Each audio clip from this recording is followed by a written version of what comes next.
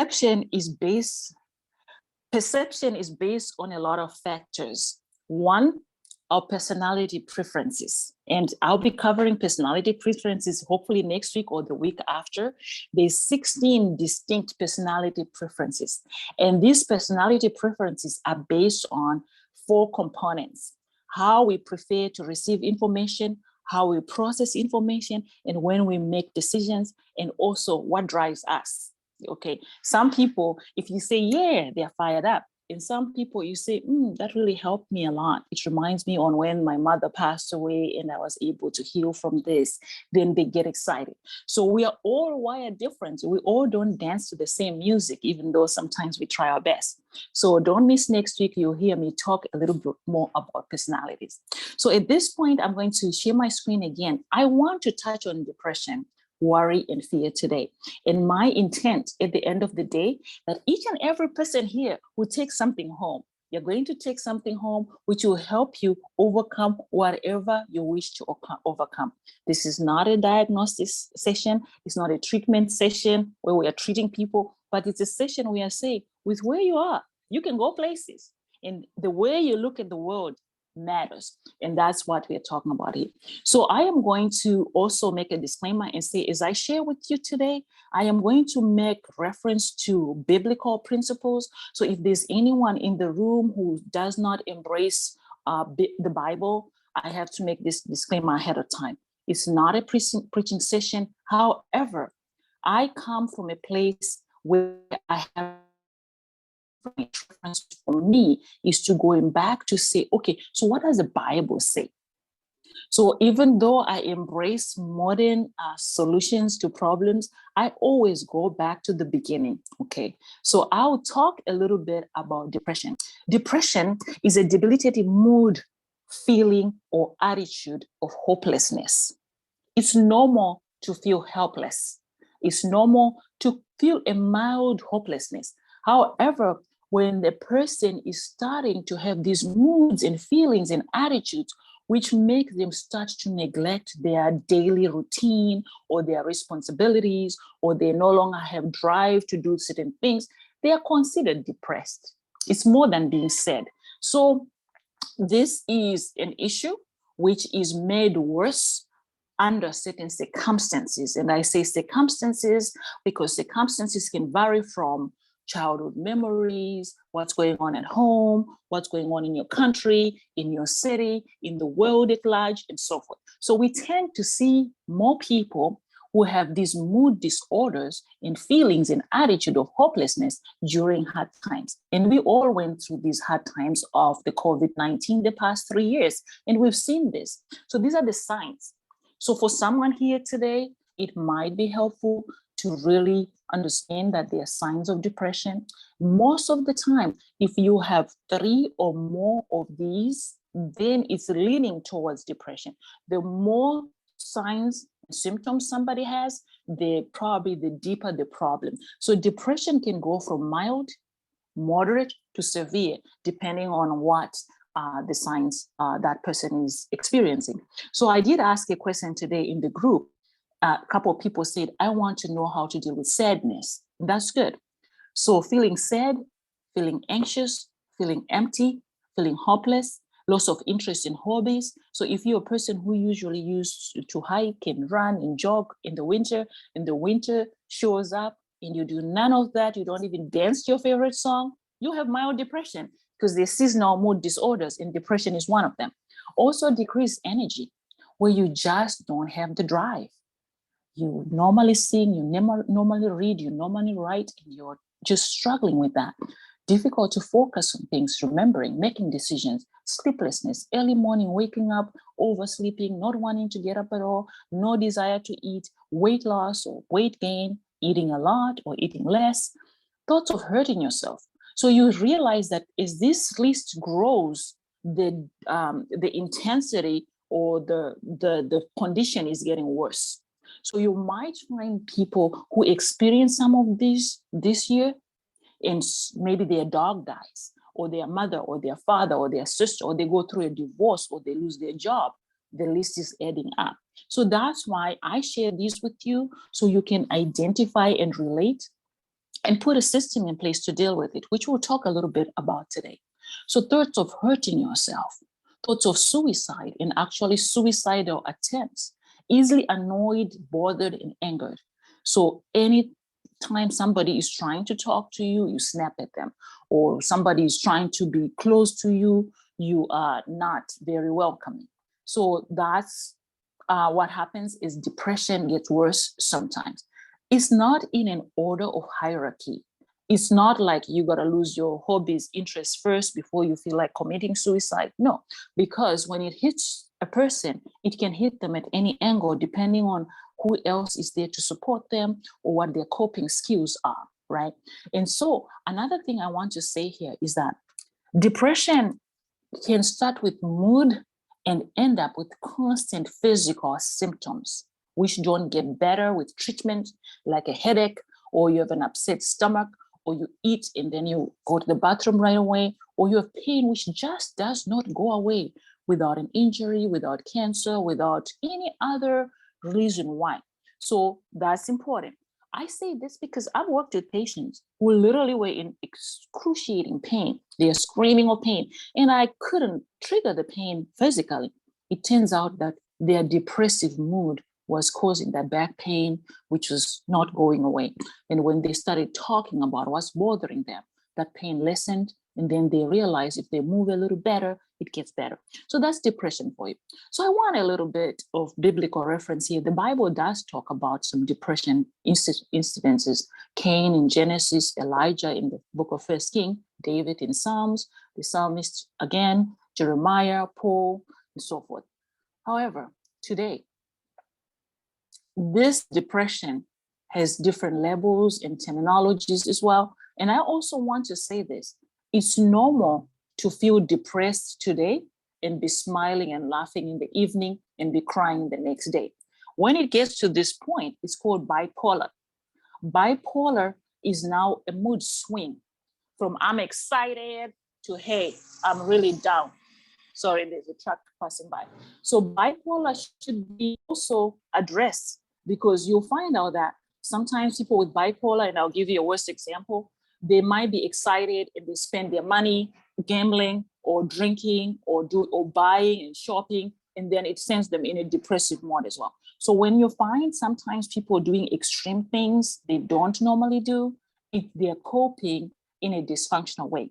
So bipolar is a known condition, and I'm not here using psychological principles to this. I'm bringing it to a level where each and every one of us here can go home and say, okay, so depression can be minor, can be major, and then it becomes clinical. When it's clinical now, there are chemical changes which have already taken place in the brain that even trying to motivate yourself or someone just talking to you might not do it. In this case, there's need for drugs which are used for treating depression. And I'm here also to say this, the medication which is used to treat depression causes depression too. I'm not saying this because I'm against medication, but I'm saying this because it's a reality. Because the treatment which is used for depression is to balance these neurotransmitters in the brain, which cause excitation and also suppressant of the nerves, which most of you have heard Madame Polly talking about this. She went in length to talk about the brain, how to heal a broken brain 2 weeks ago. So when it comes to these different approaches today, there is a biological model, there's a medical model, but the mostly accepted theory of depression is the biological or medical level. Most of the time, people don't approach it from a spiritual point of view, but I can tell you this from my own opinion, resetting that spiritual button is key.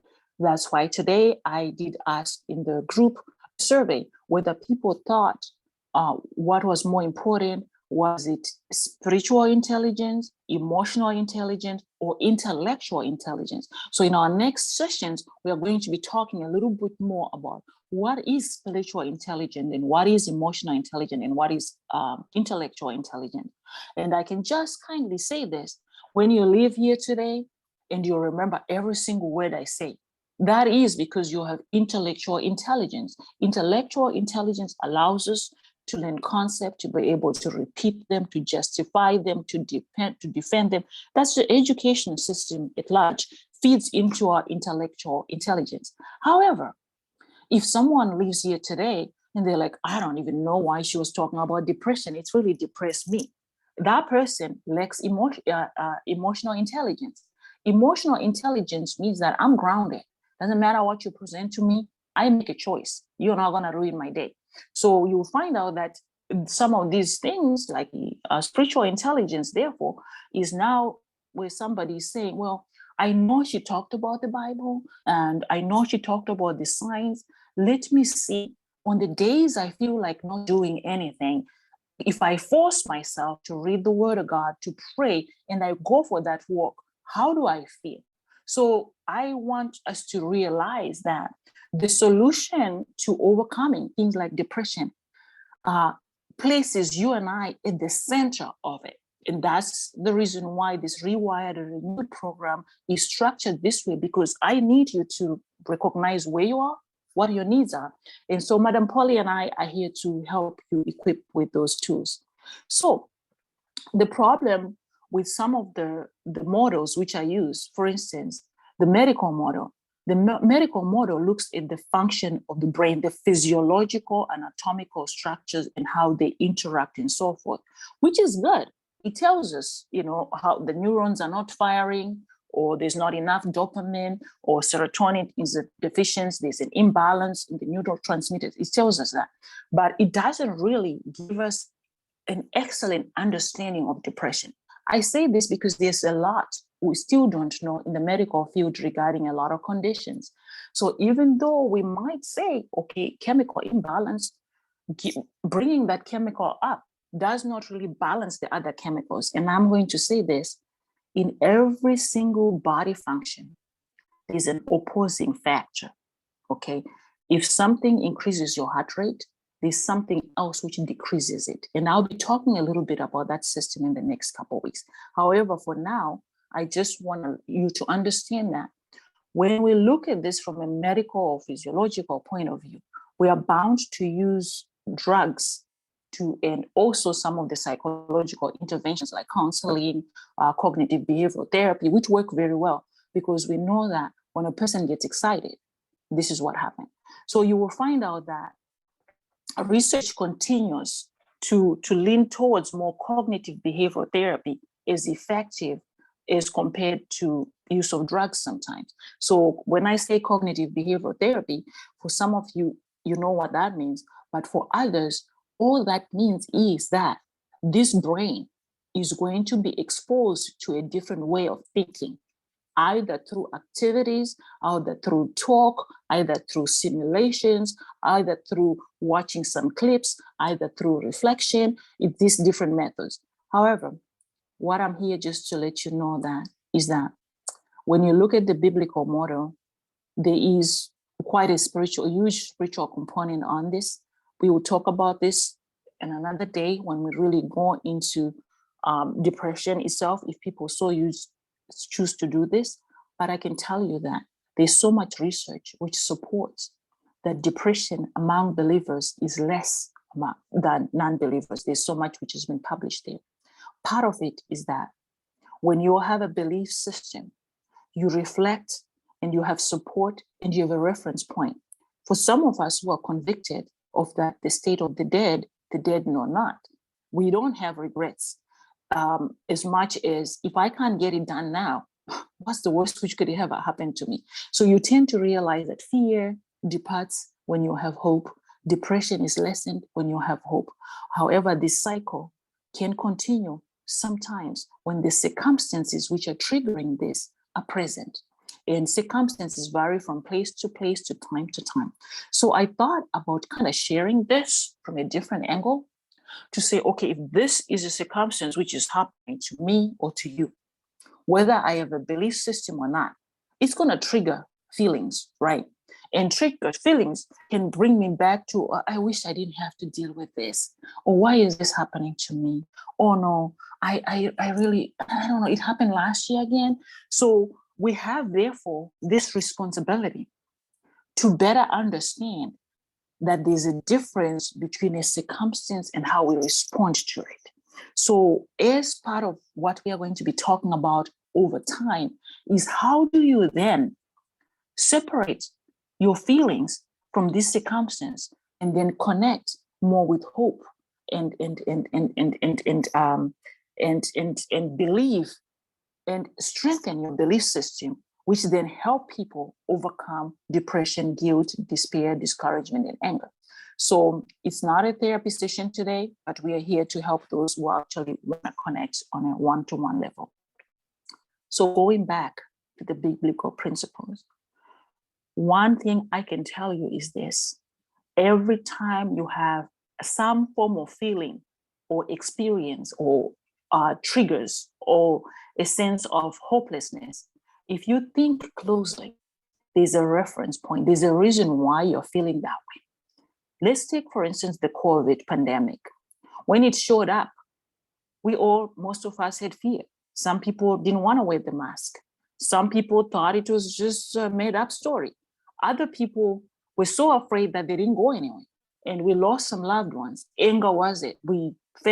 Some people felt like the social contract was broken. The government should have given us more money so we can cope with this. So you can see that depending on where you were at that point, you would look at it differently. However, when we make a choice, therefore, to say, despite what is going on in the world, as for me, I have a goal to honor and please God and not to let myself get in the way and not to let my feelings be dictating what I do every day. You'll find yourself, you have a routine. So setting up a routine is one solution to this. I am going to move very fast here and say this. There's a lot of counseling services available for those who might have feelings of depression or experiencing this. It really helps. It helps people because counselors are there to listen to you. They listen. They understand how the brain works. They also understand what to teach people. And when a person has received the services, they can identify where their fear is, where they're feeling guilt, ashamed, or they're lost, or they need something, or they're angry, or they're avoiding something. So in today's session, I will leave you with a solution which you might work for you, 2 different solutions, which you might work for you or someone you know. But remember, you're not treating anyone or you're not being treated. You're going home and trying what would work for you. So this whole idea of, oh me, I have no hope, can be helped when we start looking at things differently.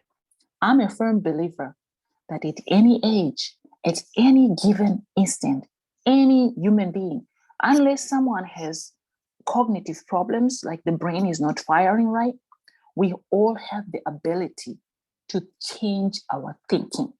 It is when we change our thinking, we act differently and we live differently.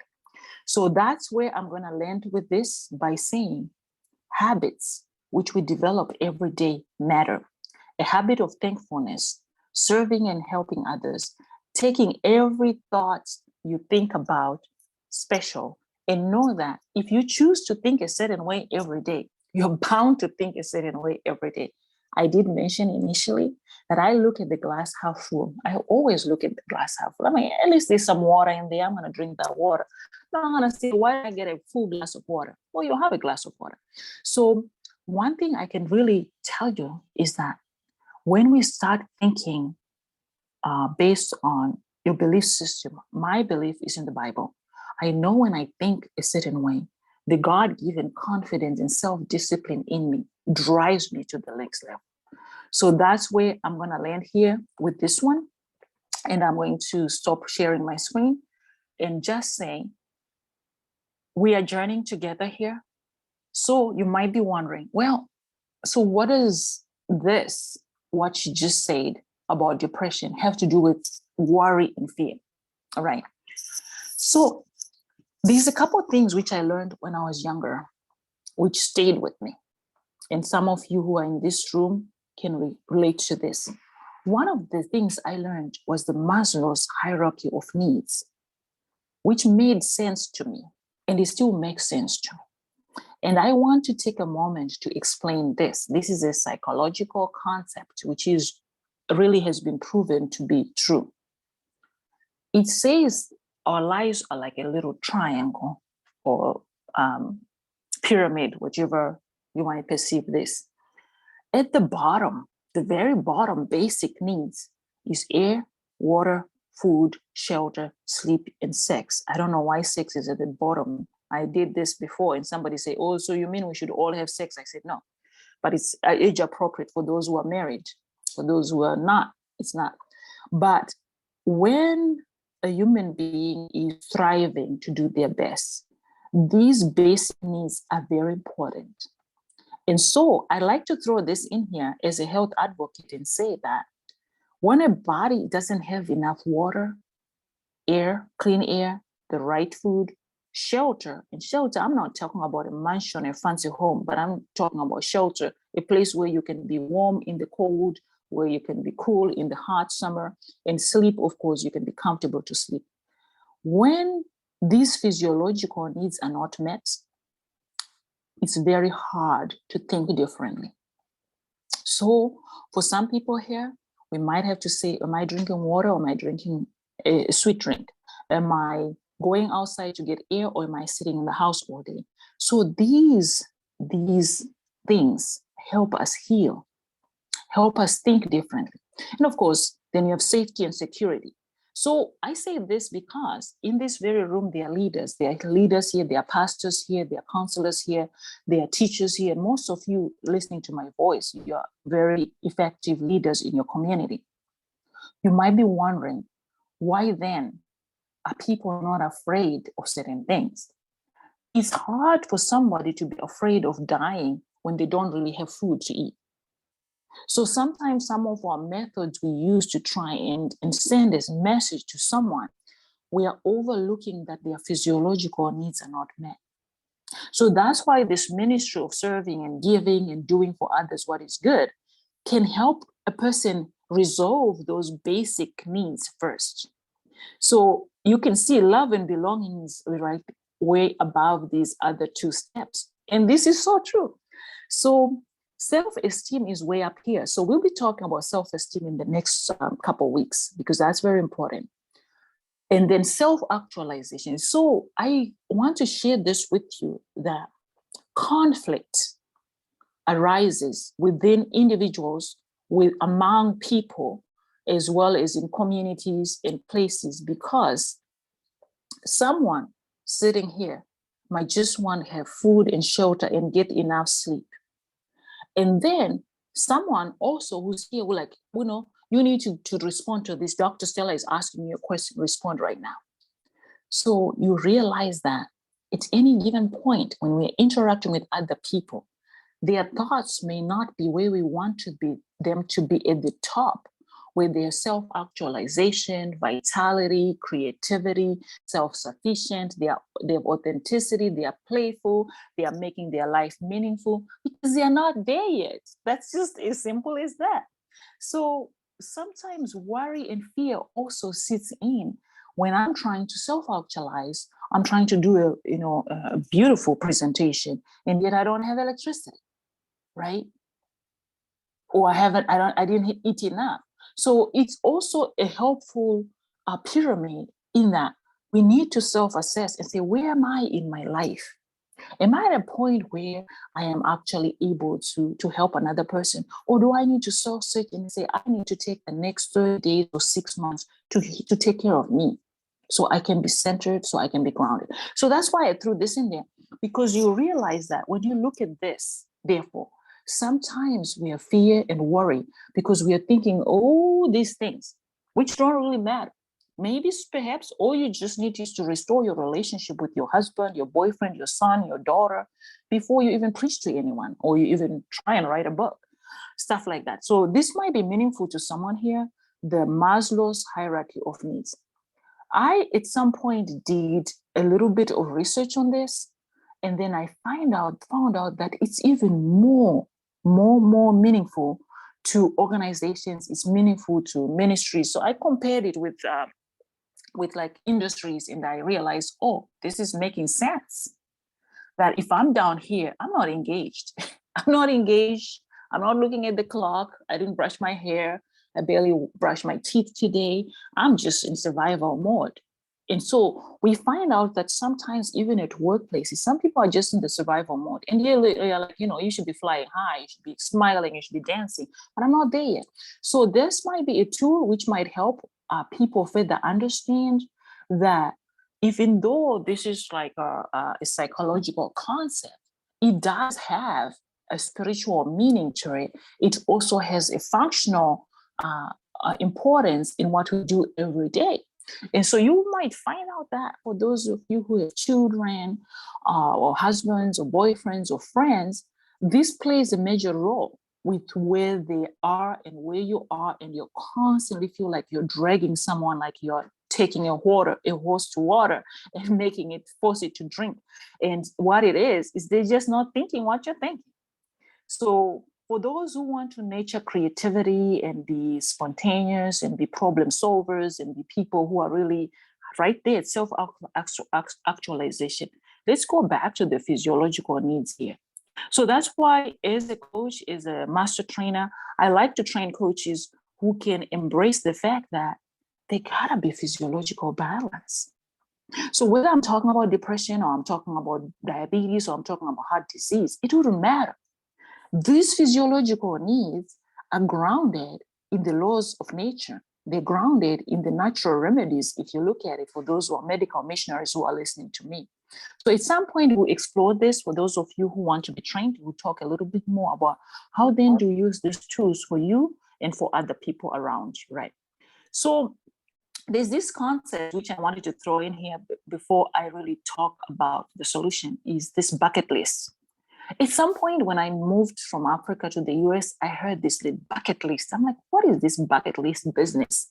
I don't know if you have heard about it, but it's a list of all the goals you want to achieve, your dreams, you want to fulfill life experiences and things you want to do before you die or before the end of your legacy.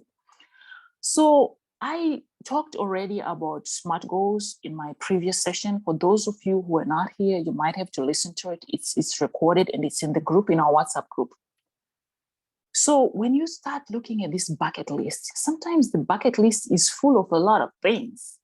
And so at some point, I had to get myself to this level. I'm like, so what's in my list? So when I heard about the bucket list, I'm making the bucket. I'm really putting things in this bucket. And so it's helpful. Veronica, can you mute that, please? Thank you. So in this bucket list could be things you want to accomplish, things you want to be able to do, things, so you can fly high, just like we saw on the self-actualization, the tip of the pyramid or the triangle. So this bucket list was meaningful to me because I later on took this and dissected it into different things, which I'll share with you as time goes by. So it's up to you today to decide to make your own bucket list. I'm going to pause here for a moment and entertain your questions as well as I stop this recording so it doesn't get too full.